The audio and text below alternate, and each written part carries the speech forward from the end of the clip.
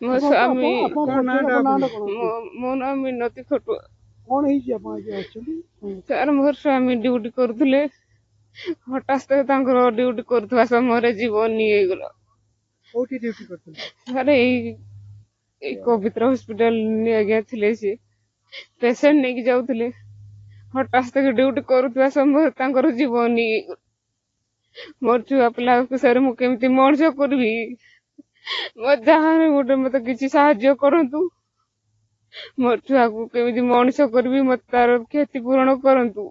ଆପଣଙ୍କର ଡିଏମଏଫ ଯୋଉ ରୋଗୀଯାନ ସେଇ ଗାଡ଼ିରେ କାମ କରୁଥିଲେ ତ? ଆଜ୍ଞା କେବେ କେବେ କେବେ ଘଟଣା ଏଟା କୋଉ ଦିନ ସାର୍ କାଲି 5ଟା ସମୟରେ ଏମିତି ଘଟଣା ହେଇଛି। ବର୍ତ୍ତମାନ ଆପଣ କଣ ଚାହୁଁଛନ୍ତି, କଣ କହୁଛନ୍ତି? ମୋ ସ୍ୱାମୀ ମରିଥିବା ଯୋଉ ତାଙ୍କର କ୍ଷତିପୂରଣ କରାଯାଉ। ମୋର ଛୁଆକୁ ମୁଁ କେମିତି ମଣିଷ କରିବି, ମତେ ଗୋଟେ କିଛି ଚାକିରି ପଦବୀ ଦିଆଯାଉ, ନହେଲେ ମୋର ସଂସାରରେ କେହି ନାହିଁ। ମୁଁ କେମିତି ମୋ ଛୁଆ ମଣିଷ କରିବି? ଆମ୍ବୁଲାନ୍ସ ଭିତରେ କେମିତି କଣ ହେଲା ଟିକେ କହିଲେ? ସାର୍ ସେ ହଠାତ୍ ପେସେଣ୍ଟ ନେବାକୁ ଆସୁଥିଲେ, ବାନ୍ତି କରିଦେଇଛନ୍ତି, କିଛି ସେ କେହି ବି ଦେଖିବି ନାହାନ୍ତି। ମୁଁ କେମିତି କଣ କରିବି? ମତେ କିଛି ଯାହାହେଲେ ସାହାଯ୍ୟ କର। ସାର୍ ତାଙ୍କର ଡିଏମଏଫ ରୁ ଫୋନ କରିଥିଲେ। ଆଜ୍ଞା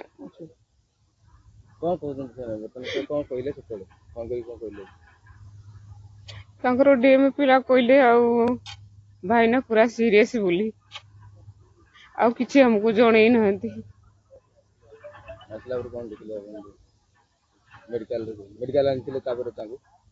ଏଇଠି ତ ସାର୍ ମେଡିକାଲରେ ଦେଖେଇଲେ, ଡକ୍ଟର କହିଲେ ସେ ନାହାନ୍ତି ବୋଲି।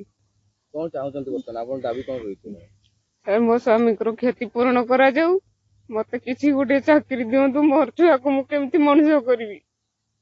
ମୋର କେହି ନାହାନ୍ତି।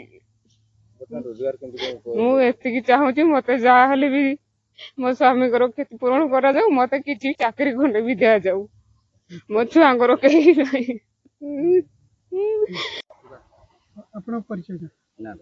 ମୋ ନାଁ ହଉଛି ମୃଣାଳିନୀ ସାହୁ, ଘର ହଉଛି ପଦ୍ମପୁର। କଣ ହେଇଛି ଯୋଉ ବାପାଙ୍କର କେମିତି କଣ ହେଲା ବାପାଙ୍କର, ଯେ ସେ କୋଉଠି କାମ କରୁଥିଲେ? ଆଜ୍ଞା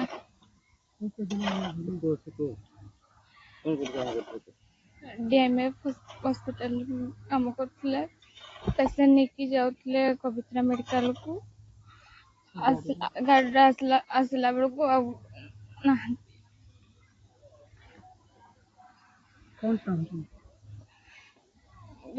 କେମିତି ପାଠ ପଢିକି ମଣିଷ ହେବି, ମୋର କେହି ସାହା ଭରସା ନାହାନ୍ତି।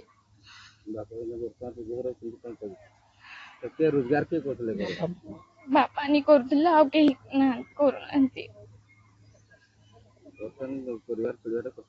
ଆଜ୍ଞା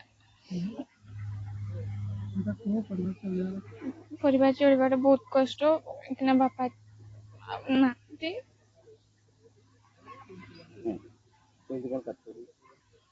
ପାଠ ପଢିବାର ଅସୁବିଧା ହବ କି?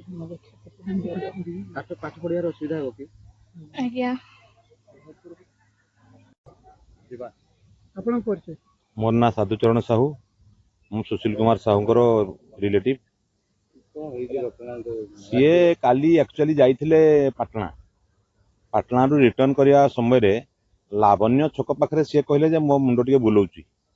तापरे सिराजुली छक पहुंचला परे ताको गोटे बांती हेची, बांती हला परे ताको स्ट्रेट आनी आछथि हमर गवर्नमेंट मेडिकल कॉलेज पाखु। सेठी आनिकी रखिले, रखिला परे हमको खबर कला, आमे आसिला बेलकू डॉक्टर कहउछन से डेथ।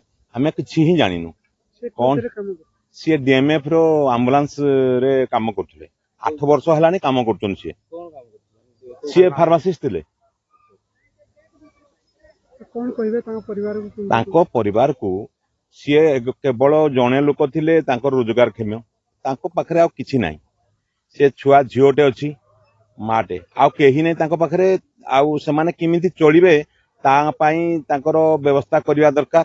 डीएमएफ प्लस एठी वर्तमान हमको केही सहयोग करिया परे नाही, केवल चाहूछन से माने जे आसंतु लास्ट को नै जांतु, पोस्टमार्टम करिकि आपण पुडी दियंतु। आउ केही काहाको नेगोशिएशन करिया पई नाही, केही पदे कथा काहा संगे केही माने संपर्क रखु नांती। କଥା ହଉଥିଲୁ ତାଙ୍କ ମ୍ୟାନେଜର ଆସିଥିଲେ ମ୍ୟାନେଜର କହୁଛନ୍ତି ଆସନ୍ତୁ ଆପଣ ନେଇକି ଯାଆନ୍ତୁ ଆଉ ନହେଲେ କିଛି ନାହିଁ ଡ୍ୟୁଟି ସମୟରେ ଡେଥ୍ କରିଥିଲା ବୋଲି ସେ ପ୍ରକାରର ୱାର୍ଡିଂ ଗୋଟେ ବି ଉଠଉନାହାନ୍ତି ସେମାନେ କଣ କହିବେ କେତେ 8 ବର୍ଷ ଦେଖନ୍ତୁ ତାଙ୍କର ଚଳିବା ପାଇଁ ତାଙ୍କ ଝିଅ ପାଇଁ କିଛି ରଖିବା ଦରକାର ତାଙ୍କ ସ୍ତ୍ରୀ କି କିଛି ଚାକିରି ଗୋଟେ ନିହାତି ଦେବା ଦରକାର ନହେଲେ ଯୋଉମାନେ ଚଳିପାରିବେ ନାହିଁ ତାଙ୍କର ଯୋଗ୍ୟତା ଅନୁସାରେ ଚାକିରି ଦିଆଯାଉ ଆଉ ତା ଝିଅ ପାଇଁ କିଛି ଆମେ ପାଠ ପଢିବା ପାଇଁ କିଛି ତାଙ୍କୁ ନିହାତି ଦରକାର ଆର୍ଥିକ ସାହାଯ୍ୟ এটা হবা ନିହାତି ଦରକାର ଆଉ କରାଯାଉ